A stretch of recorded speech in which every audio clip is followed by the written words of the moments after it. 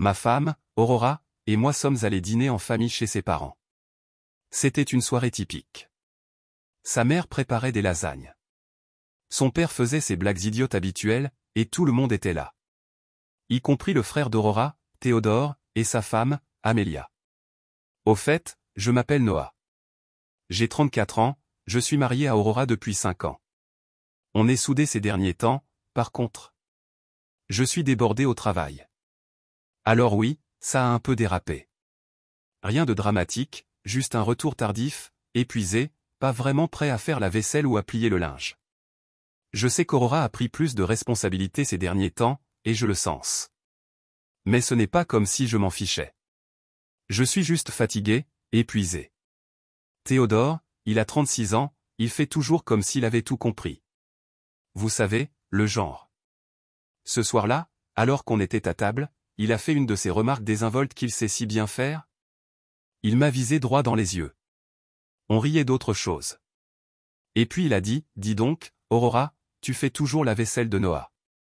Ou alors il s'est enfin souvenu où est l'évier. Tout le monde a ricané comme si c'était inoffensif. Mais j'ai vu Aurora baisser les yeux vers son assiette. C'est là que j'ai compris que ça avait un effet différent. J'ai forcé un sourire, j'ai fait semblant. Je ne voulais pas faire de scène, surtout devant ses parents. Ce n'était pas la première fois qu'il disait ça et ce ne serait probablement pas la dernière, mais ça m'a marqué. Quelques jours plus tard, je passais devant la cuisine et Aurora était au téléphone avec Théodore. Elle l'avait mis sur haut-parleur. Je n'essayais pas d'écouter aux portes. C'était juste un de ces moments. J'allais chercher un verre d'eau et j'ai entendu sa voix claire comme le jour. Je dis juste, Aurora, tu ne devrais pas avoir à lui demander des choses basiques. Il a dit que s'il s'en souciait vraiment, il remarquerait que tu fais tout. Aurora n'a pas répliqué. Elle a juste dit, ouais, 2 ou 3 fois. Comme si elle essayait de rester neutre. Ça m'a frappé. Je n'ai rien dit, j'ai simplement quitté la pièce en silence, mais ça m'a brûlé. Je comprends que ce soit son grand frère, mais à voir sa façon de parler, on dirait qu'il pense diriger notre mariage. Comme s'il savait mieux que moi ce dont ma femme a besoin. Il agit toujours comme s'il était le mari idéal. Il n'a pas honte de le dire. C'est vraiment agaçant. Puis est arrivée la soirée jeu en famille 2 semaines plus tard. On était de retour chez ses parents pour boire des bières. C'était simple, décontracté. Je me suis levé pour aller chercher d'autres boissons dans la cuisine. En revenant dans le couloir, je l'ai entendu, Théodore, dit quelque chose d'assez fort pour que je sache qu'il voulait que je l'entende. Il était adossé à sa chaise, l'air suffisant, et il a dit à Aurora, tu sais, ma sœur, tu mérites mieux qu'un mari nul comme Noah. Il a souri quand je suis entré, comme si c'était une blague, mais avec un côté un peu mordant, comme s'il plaisantait à moitié, mais en même temps très sérieux. Je suis entré juste au moment où Théodore terminait sa petite remarque. Tu mérites mieux qu'un mari nul comme Noah. Le silence est vite tombé dans la pièce. Tu sais, ce genre de silence où tout le monde fait comme si de rien n'était, mais attend de voir ce que je vais faire. Je n'ai pas fait semblant. Je l'ai regardé droit dans les yeux et j'ai dit, répète ce que tu viens de dire.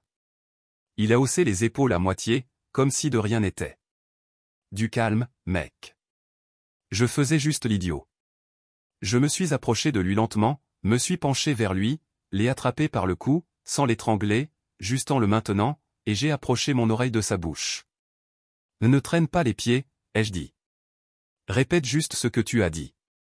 Il s'est raidi une seconde. Il avait l'air hésitant entre rire et tressaillir. Son sourire narquois a disparu, cependant. Aurora s'est levée d'un bond et m'a attrapé par le bras. Noah, arrête. Allez, laisse tomber. Je l'ai laissé partir. Non pas parce qu'il avait cédé, mais parce qu'Aurora me tenait dans ses bras, et je ne voulais pas faire de scène devant ses parents. Je sentais tous les regards braqués sur nous. Fais gaffe à ce que tu dis. La prochaine fois, ta sœur ne pourra pas te sauver. Pour apaiser les choses, Aurora s'est tournée vers la pièce et a dit, quelqu'un veut un encas ? Sa voix était trop joyeuse, trop forcée. Personne n'a rien dit. L'ambiance était complètement détendue après ça. Tout le monde est resté assis là, à faire semblant de se soucier du match, mais c'était évident. On ne reviendrait pas à la normale. De retour à la maison, j'en ai parlé. J'étais encore furieuse. Théodore a dépassé les bornes, ai-je dit en enlevant mes chaussures.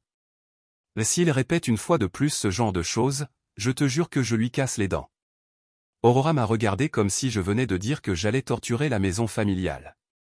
Noah, allez. Tu exagères. Il ne faisait que déconner. Je plaisante. J'ai craqué. Il t'a regardé dans les yeux et a dit, tu méritais mieux. Qu'est-ce qui te fait rire là-dedans? On a échangé quelques mots après ça. Rien de trop explosif, mais c'était tendu. Elle ne comprenait pas pourquoi ça me touchait autant. Je ne comprenais pas pourquoi elle ne me soutenait pas.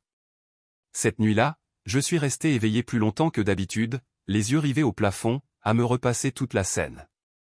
Plus j'y pensais, plus je commençais à regarder Théodore sous un autre angle. Il parlait toujours de la gentillesse avec laquelle il traitait Amélia. Il se vantait toujours de sa cuisine, de son aide à la maison, de l'homme dont toutes les femmes rêvent. Il porte ce masque de mari parfait comme s'il était collé à son visage. Et Amélia, elle est gentille, 35 ans, je crois. Un peu timide, elle ne parle pas beaucoup en groupe. Je n'avais jamais vraiment réfléchi à leur mariage auparavant. Ça semblait aller. Et puis il y a eu cette histoire avec son téléphone. Elle venait d'en avoir un nouveau et m'a demandé de l'aider à l'installer. Elle n'y connaît rien en informatique. J'étais chez eux et comme Théodore utilisait son ancien téléphone pendant que le sien était au magasin, je l'aidais à transférer des données. Pendant le transfert, un SMS est apparu. Tu m'as manqué hier soir, ma puce. À la même heure la semaine prochaine. Pas de nom, juste un numéro que je ne connaissais pas. Je suis resté figé une seconde, complètement immobile. Mon pouce est resté au-dessus de l'écran. Amélia était dans l'autre pièce en train de plier du linge ou quelque chose comme ça, et Théodore n'était même pas là. Je n'ai rien dit. J'ai juste fait une capture d'écran discrètement avec mon téléphone, je l'ai glissé dans ma galerie, j'ai verrouillé l'écran, j'ai pris une inspiration, puis j'ai continué comme si de rien n'était, j'ai fini de tout configurer, j'ai rendu le téléphone à Amélia, j'ai souri et j'ai dit, c'est prêt. Ça devrait aller. Elle a souri et m'a remercié, complètement inconsciente. Mais ce SMS, il est resté gravé en moi. Comme un caillou dans ma chaussure. Je n'ai pas pu m'en défaire. Théodore est là, à me traiter de mauvais mari, comme s'il était une sorte de saint. Mais je savais que ce n'était pas le cas maintenant. Il avait une liaison. Ce message que j'ai vu, ce n'était pas une blague, et je ne pouvais pas faire comme si de rien n'était. Il fallait que j'en sache plus. Plus tard dans la soirée, après qu'Aurora soit allée se coucher, je me suis assise sur le canapé dans le noir, seul mon téléphone éclairant la pièce. J'ai tapé le numéro sur un site de recherche inversé. Ça m'a pris quelques minutes, mais j'ai fini par trouver une correspondance. Les réseaux sociaux étaient liés au numéro. Une femme nommée Cathy, 29 ans, célibataire, travaillait dans une agence de marketing. Sa page était pleine de selfies coquins, de petits messages avec des légendes comme « J'ai hâte de te revoir »,« Machine à amour » ou « Certains gens te font passer le mardi pour le samedi ». Ce genre de choses. Pas de photos de Théodore, bien sûr. Mais les horodatage correspondaient au message que j'ai vu. Tu m'as manqué hier soir, ma puce. Même heure, même soir. Pas besoin d'être un génie pour faire le lien. Théodore trompait Amélia. J'étais assis là, le téléphone à la main, à fixer son profil, sans le faire défiler, sans même cligner des yeux, juste assis devant. Et je ne savais pas quoi faire. J'ai pensé à le dire à Aurora, mais j'entendais déjà sa voix. Noah, tu tires des conclusions hâtives. Ça pourrait être n'importe qui, et peut-être qu'elle aurait raison. Je n'avais pas de photo, juste un texto, un nom, une intuition. Mais mon instinct le savait. Une autre partie de moi voulait juste attendre la prochaine fois que Théodore ouvrirait sa bouche béate et lui balancerait ça sous le nez. Juste l'illuminer. J'ai gardé la capture d'écran, je l'ai rangée dans ma galerie, sous un dossier marqué « Reçu ». Puis vint la grande fête de famille. Les parents d'Aurora fêtaient leurs 40 ans de vie commune. Grande fête dans le jardin, repas préparé par un traiteur, guirlandes lumineuses, vieille musique sur les enceintes, rire, au moins 30 personnes présentes, cousins, amis, tout ça. Aurora portait cette robe bleue qui la faisait ressembler à notre premier jour de rencontre. J'avais envie d'en profiter. Vraiment, mais j'étais encore en pleine ébullition. Théodore faisait son truc. Des piques discrètes toute la soirée. Rien de direct, juste des petites choses. Mince, j'aimerais avoir autant de temps libre que Noah. Ou alors, on ne peut pas tous être des maris 5 étoiles, pas vrai? Comme ça. J'ai laissé filer la plupart du temps. J'ai aidé à installer les chaises, apporter les boissons, souri entre mes dents, essayé de garder mon sang-froid, mais il m'a surprise seul près du grill. Je retournais des hamburgers, la graisse remontant à cause de la chaleur, quand il est arrivé avec une bière, et s'est penché vers moi comme si on était des potes qui partageaient un secret. Il a dit, tu sais, Aurora m'a parlé. Elle est inquiète, mec. Il a ajouté, tu n'es pas vraiment présent pour elle ces derniers temps. Tu n'es peut-être pas celui qu'elle pensait. Il a dit ça comme s'il me rendait service avec son air suffisant, comme s'il n'était qu'un messager. Mais je voyais la satisfaction sur son visage. C'était ça. C'était mon point de rupture. La fête a commencé à baisser d'un cran après ça. Les gens étaient pleins, heureux, légèrement ivres. Le père d'Aurora s'est levé pour porter un toast, a dit quelque chose de sentimental sur l'amour, le compromis et la solidarité envers et contre tout. Tout le monde a applaudi. Certains ont même eu les yeux embués, et c'est là que j'ai saisi ma chance. Je me suis approché du petit karaoké près du porche, j'ai attrapé le micro, j'ai tapoté une fois. J'ai regardé autour de moi. Les gens souriaient, attendant que je dise quelque chose de gentil, probablement quelque chose de drôle. J'ai dit que Théodore n'arrêtait pas de me traiter de mauvais mari. Il était près des tables de pique-nique avec Amélia, écoutant à moitié, un verre à la main. Mais peut-être devrait-il expliquer pourquoi il traînait avec Cathy dans le dos d'Amélia. J'ai levé mon téléphone, tourné l'écran face à la foule, zoomé sur le message. Tu m'as manqué hier soir, ma puce. Même heure la semaine prochaine. Un silence de mort s'est installé dans toute la cour. Le visage d'Amélia s'est affaissé comme si elle avait reçu un coup de poing. Une seconde, elle était assise à côté de lui, avec un sourire poli, et l'instant d'après, c'était comme si on lui avait aspiré l'air des poumons. Elle s'est figée, puis est devenue pâle. Théodore est devenu rouge instantanément. Pas le rouge de la gêne, mais de la colère. Il s'est levé si vite que sa chaise a raclé le patio. C'est faux, a-t-il aboyé. Tu inventes. Je n'ai pas reculé. J'ai la preuve ici, ai-je dit en brandissant mon téléphone. Un SMS est arrivé sur ton ancien téléphone. Je le préparais pour Amélia. Tu te souviens? Amélia n'a rien dit. Elle s'est levée lentement, presque robotiquement, puis s'est dirigée vers la maison sans un mot. Elle l'a laissé là. Aurora m'a attrapé le bras. Noah, arrête, a-t-elle sifflé. Pas ici. Pas maintenant. Mais j'en avais assez de me retenir, j'en avais assez de jouer les polis pendant que Théodore parlait et jouait au mari modèle. Les gens ont commencé à chuchoter. Certains ont halté, d'autres m'ont juste regardé. J'ai vu deux cousins échanger des regards, comme s'ils avaient attendu ce moment toute la nuit. Théodore continuait, la voix haute. Il est fou. C'est une vengeance personnelle. Je le jure. La mère d'Aurora est intervenue, agitant les mains comme si elle éteignait un feu. Bon, tout le monde, on se calme. La journée a été longue. L'émotion est à son comble. Peu importe. La fête était finie. La moitié de la famille est partie en moins de 20 minutes. Pas de gâteau, pas de danse, pas de photos avec les heureux mariés. Ce soir-là, Amélia n'est jamais revenue. Théodore est rentré en trombe dans la maison après elle. Aurora ne m'a même pas regardé sur le chemin du retour. Ses bras étaient croisés si fort sur sa poitrine, comme si elle se retenait. « Tu as tout gâché », dit-elle doucement. Mais sa voix était sèche. « Ce n'était pas ton rôle, Noah. » J'ai regardé par la fenêtre. « Alors, ton frère peut se mêler de mon mariage et s'en tirer impunément. Maintenant que je l'ai dénoncé, ce n'est plus mon rôle. Tu es un hypocrite. Ton frère l'a bien cherché. Il dit du mal de moi depuis des mois. Tu crois que je suis censé encaisser pendant qu'il s'en prend à Amélia? » Elle n'a pas répondu. Elle a juste pincé les lèvres et tourné le visage vers la fenêtre. De retour à la maison, elle est allée directement se coucher sans un mot. Je suis resté éveillé dans le salon à parcourir le profil de Cathy, à regarder les mêmes photos, les mêmes légendes, juste pour m'assurer que je n'étais pas fou. Je ne l'étais pas. La capture d'écran était réelle. La liaison aussi. Théodore pouvait mentir autant qu'il voulait. La vérité éclatait. Le lendemain matin, Aurora m'a attaqué dès que j'ai ouvert les yeux. Tu as humilié Amelia. Tu as volé l'anniversaire de mes parents. Tu te soucies de ce que tu lui as fait? Je me suis redressé en me frottant le visage.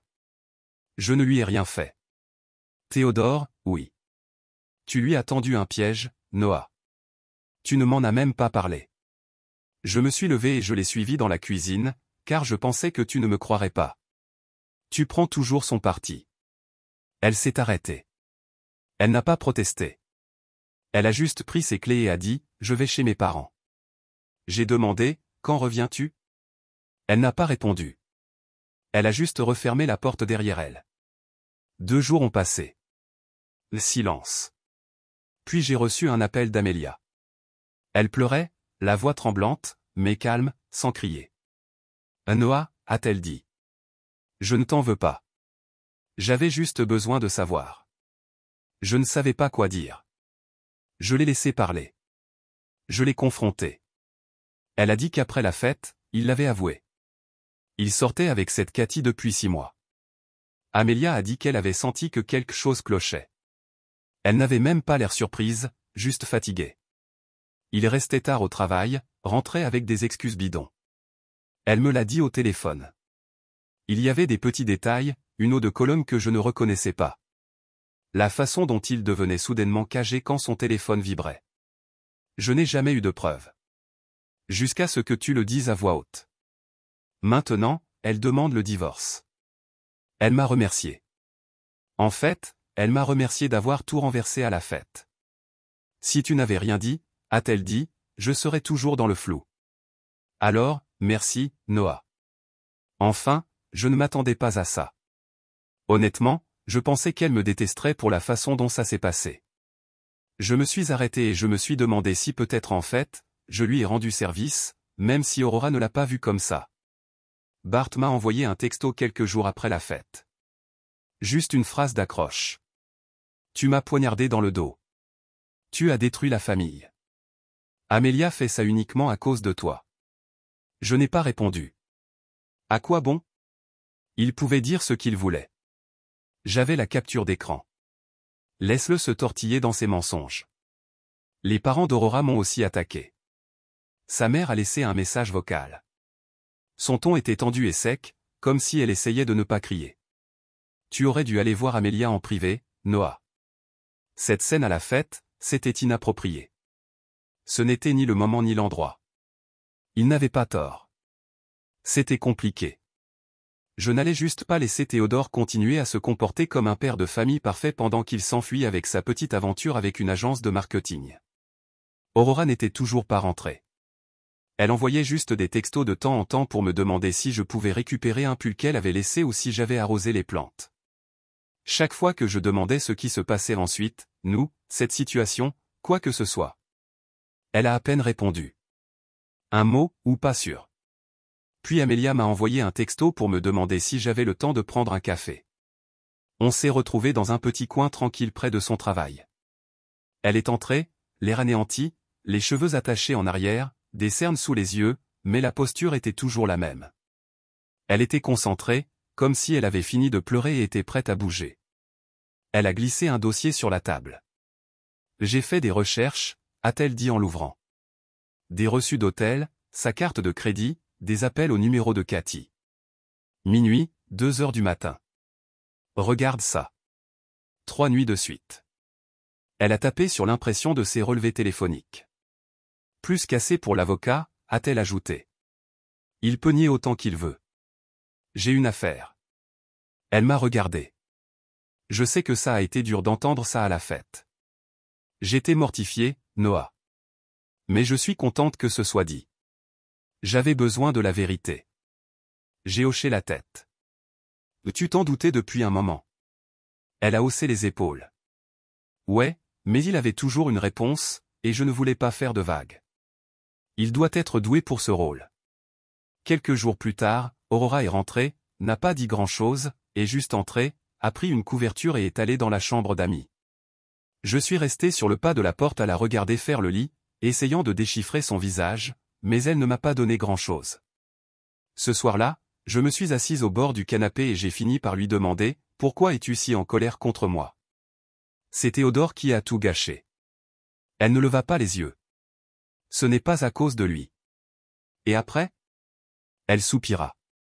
C'est à cause de toi qui humilie tout le monde. Mes parents. Amélia. Moi. Je me penchai en avant. Waouh. Aurora. Maintenant, tu parles d'humiliation. Dis-moi, quand est-ce qu'il m'a dit quelque chose d'humiliant pour la dernière fois et que tu l'as arrêté? Laisse-moi deviner. Tu es intervenu quand je l'ai attrapé par le cou. Je suis restée silencieuse pendant un long moment à cause de toi et de ta famille. Ce connard m'a traité de mari nul. Et qu'as-tu fait? Tu as juste ri. Alors, s'il te plaît, commence à suivre tes préceptes. Elle croisa les bras et dit, il est juste protecteur. Il a toujours veillé sur moi. Et c'est là que le déclic s'est produit. Comme une pièce de puzzle qui s'est mise en place. Pendant que je me mordais la langue, essayant de ne pas provoquer de bagarre, elle s'appuyait sur lui depuis notre mariage. Oh, alors c'est lui le grand protecteur. Celui qui est censé avoir toutes les réponses, non. Mais ce n'est pas son mariage. C'est le nôtre. Et tu ne devrais pas le mêler à ce mariage. Elle n'a pas protesté. Elle n'a même pas résisté. Elle est restée là, les bras croisés, et a dit, j'ai besoin d'espace. Je l'ai regardé et j'ai dit, d'accord, je te laisse de l'espace. Et je suis parti. Voilà le problème avec Aurora et Théodore. Elle a 32 ans, il en a 36, et depuis qu'elle est petite, c'est vers lui qu'elle se tourne pour tout. Leur père est cool, gentil, décontracté, mais pas très doué pour les conseils. Et leur mère, elle, préfère maintenir la paix plutôt que résoudre les vrais problèmes. Alors Théodore est passé à l'action. Surtout quand Aurora est entrée dans l'adolescence. Stress scolaire, drames amoureux, décisions qu'elle ne voulait pas confier à leurs parents, elle les lui a confiées. Quand on s'est mis ensemble, il n'a pas lâché prise. Si Aurora et moi avions une dispute, même mineure, elle l'appelait. Comme il y a 2 ans, quand j'ai oublié notre anniversaire de mariage, une erreur de bonne foi. Je l'ai assumé, je me suis fait pardonner. Mais elle l'a dit à Théodore, et bien sûr, il avait quelque chose à dire. Il lui a dit que j'aurais dû faire mieux et elle m'a écouté. Je n'avais pas réalisé à quel point jusqu'à ce que toute cette histoire éclate. Elle l'a laissé s'en mêler. J'imagine qu'elle lui fait confiance, qu'elle pense qu'il a ses intérêts à cœur. Mais même maintenant, avec la liaison au grand jour, avec tout ce qui est dit, elle m'en veut toujours. Pas à lui. Pas à l'homme qui trompe sa femme tout en se vantant d'être un mari modèle. Elle m'en veut pour la façon dont j'ai géré la situation, mais c'est comme ça. Le lendemain soir, je lui ai demandé franchement, tu penses que j'ai eu tort de le dénoncer, ou es-tu juste fâché que je n'ai pas agi comme tu le voulais? Elle avait l'air fatiguée, comme si elle attendait que je lui pose la question. Mais tu aurais dû me le dire d'abord, a-t-elle dit. J'aurais pu parler à Amélia. J'ai juste secoué la tête. Super. Tu aurais parlé à Amélia, pas à ton frère, qui est en fait le coupable. C'est exactement pour ça que je ne t'ai pas parlé. Elle n'a pas dit grand-chose après ça. Elle est juste retournée dans la chambre d'amis comme elle le faisait tous les soirs depuis son retour. Je me suis allongé sur le canapé, me demandant où nous en étions. Amélia avance. Théodore est furieux et Aurora fait comme si c'était moi qui avais tout détruit. Mais honnêtement, je recommencerai. Il l'avait bien cherché. On a commencé à aller en thérapie de couple après son retour. On s'est assis sur ce petit canapé dans le bureau de la thérapeute. Moi toujours frustré, elle toujours sur la défensive. On y est allé plusieurs fois pour essayer de comprendre. Elle dormait toujours dans la chambre d'amis. J'avais toujours l'impression d'être la seule à voir le problème.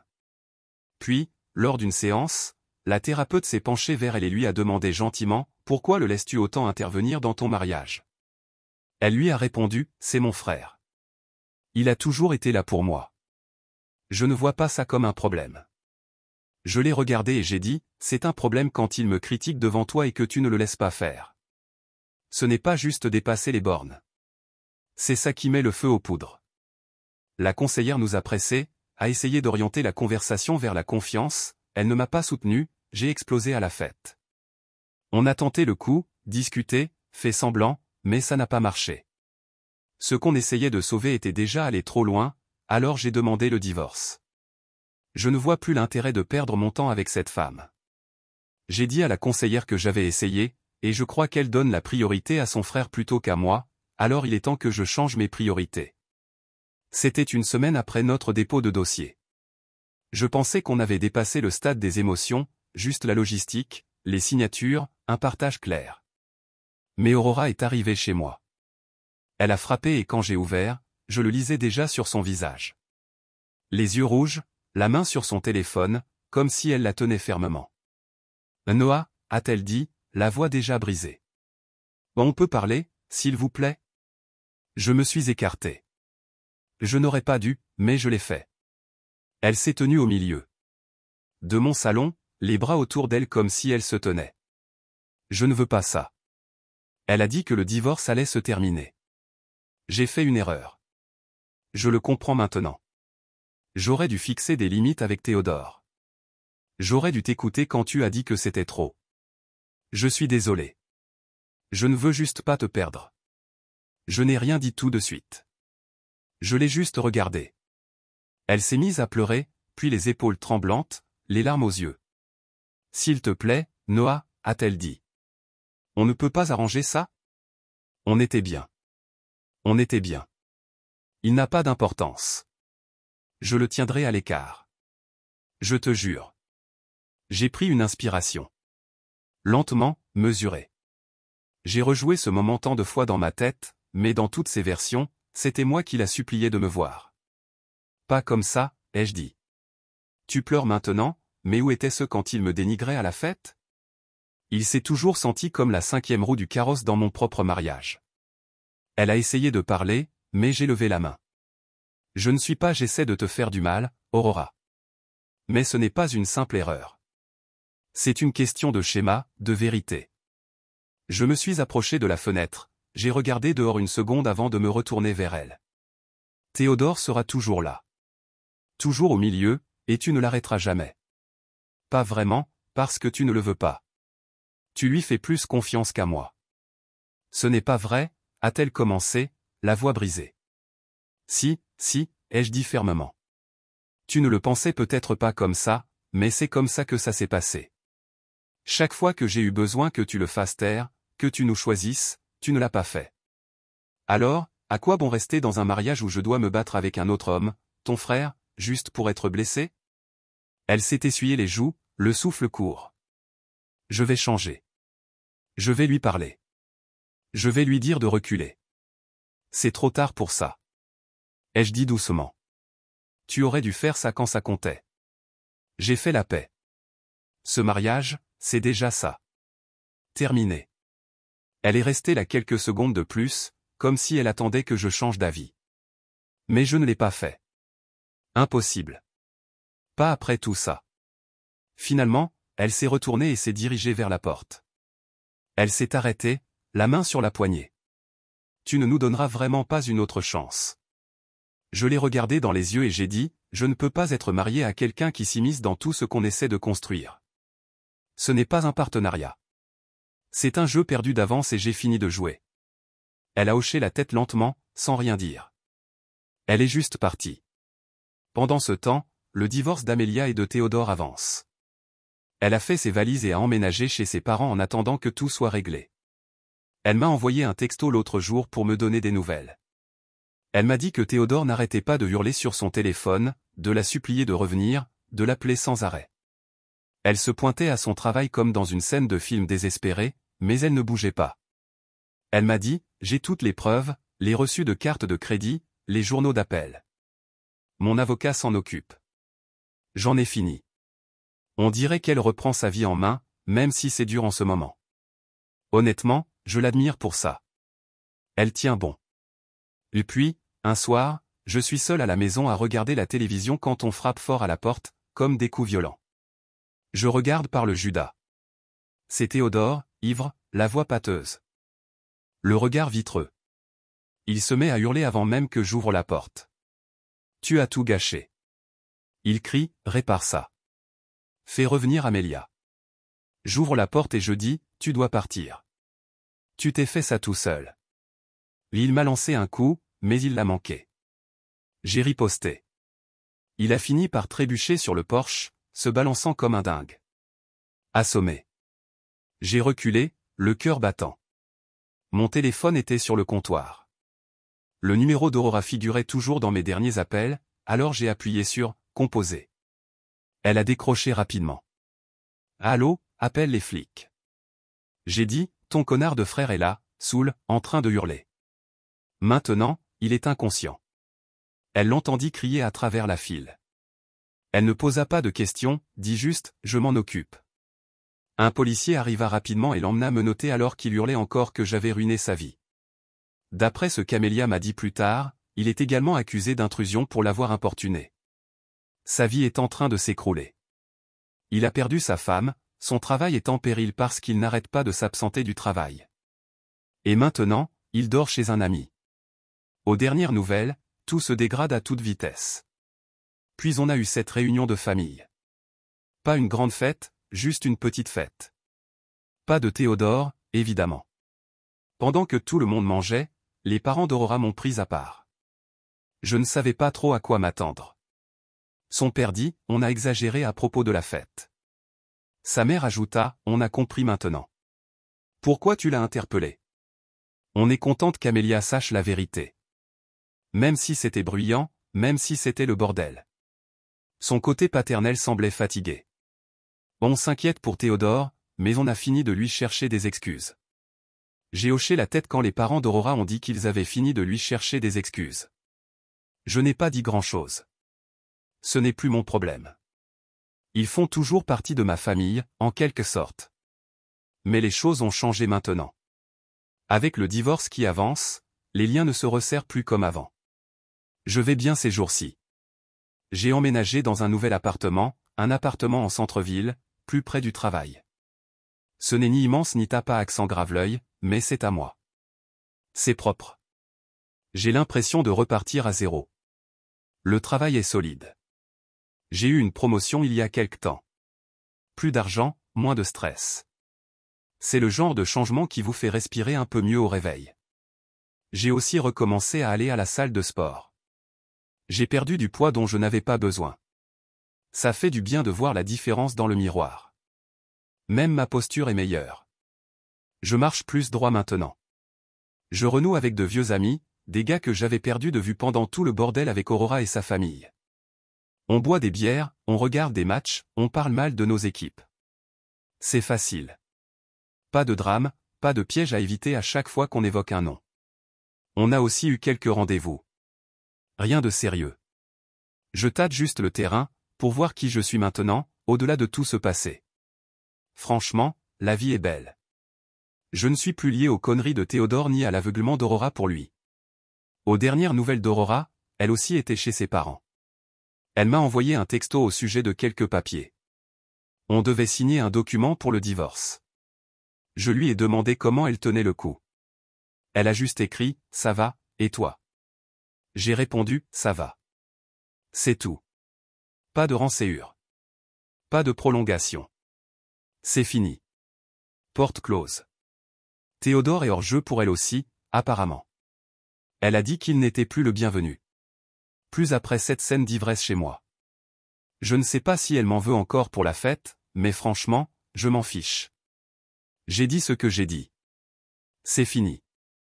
Amélia va mieux à chaque fois que je prends de ses nouvelles. Elle a repris le travail à temps plein. Elle a dit qu'elle avait un nouvel appartement en vue. Elle garde la maison pendant le divorce. Théodore ne peut pas s'en empêcher avec tous les reçus et les journaux d'appels qu'elle a accumulés. Elle a même ri la dernière fois qu'on a parlé. Elle a dit que je transformais son ancien bureau en salle de yoga. J'ai juste souri et dit, c'est poétique.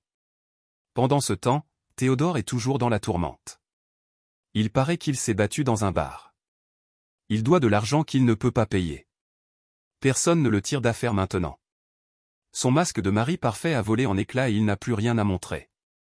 J'ai organisé un dîner chez moi l'autre soir. Juste moi et quelques amis. Pas de famille, pas de drame. J'ai cuisiné des steaks, débouché quelques bières. On a parlé de normalité. Des trucs, du boulot, du sport, des projets de parties de pêche cet été. À un moment, J'ai regardé autour de moi et j'ai été frappé par la facilité. Pas de Théodore qui planait en arrière-plan. Pas de tension avec Aurora. Pas de contre-argument. Juste de la bonne nourriture, de la bonne compagnie, la paix. Je suis dans une bonne situation maintenant. Il m'a traité de mauvais mari, mais c'est moi qui tiens bon pendant qu'il s'effondre. Voilà comment ça s'est terminé.